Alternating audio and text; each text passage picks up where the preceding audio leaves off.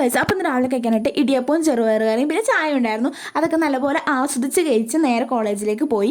കോളേജിലേക്ക് നല്ല ആസ്വദിച്ച് കഴിച്ച് പോയതുകൊണ്ടാണോ എന്നറിയില്ല, ബസ്സിൻ്റെ വഴിക്കും പോയി. ഇന്ന് ഫസ്റ്റ് അവർ ക്ലാസ്സിൽ കയറാനും പറ്റിയില്ല. പിന്നെ നേരെ ക്യാൻറ്റീനിൽ പോയിരുന്നു, കുറച്ച് നോട്ട് എഴുതാണ്ടായിരുന്നു. അതും എഴുതിക്കൊണ്ടിരുന്നപ്പോൾ ക്യാൻറ്റീനിൽ ഇരുന്നുകൊണ്ടാണോ എന്നറിയില്ല, വിശന്നു.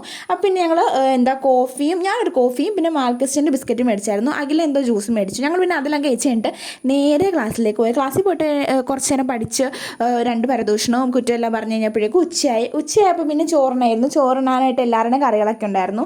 അതെല്ലാം കൈയിട്ട് വാരി. എന്താ ചിക്കൻ കറിയും വെണ്ടയ്ക്ക തോരന്, മീൻ വറുത്തത്, അച്ചാർ, അങ്ങനെ കുറേ കറി ഉണ്ടായിരുന്നു. മോര് കറിയൊക്കെ ഉണ്ടായിരുന്നു. എല്ലാം കൂട്ടി ഉച്ചയ്ക്ക് ചോറുണ്ട് കഴിഞ്ഞപ്പോഴേക്കും വൈകുന്നേരമായി. കുറച്ച് കഴിഞ്ഞപ്പോൾ വൈകുന്നേരമായി. പിന്നെ വൈകുന്നേരം വിട്ടപ്പം ചായയും വടയും കഴിച്ചായിരുന്നു കേട്ടോ. പിന്നെ നേരെ വീട്ടിൽ വന്ന് കഴിഞ്ഞപ്പോൾ അമ്മ നല്ല ചായയും ഇലയപ്പം ഉണ്ടാക്കി വെച്ചിട്ടുണ്ടായിരുന്നു. പിന്നെ അതും കൂടി കഴിച്ചേക്കാമെന്ന് വിചാരിച്ചു. നല്ല ശർക്കരയൊക്കെ ഇട്ട ഇലയപ്പമായിരുന്നു, അത് കഴിച്ചു. പിന്നെ നൈറ്റ് ഫ്രൈഡ് റൈസും ചിക്കൻ കറിയും സലാസൊക്കെ ഉണ്ടായിരുന്നു. അപ്പോൾ അത്രയുള്ള കേസൊക്കെ ബായ്.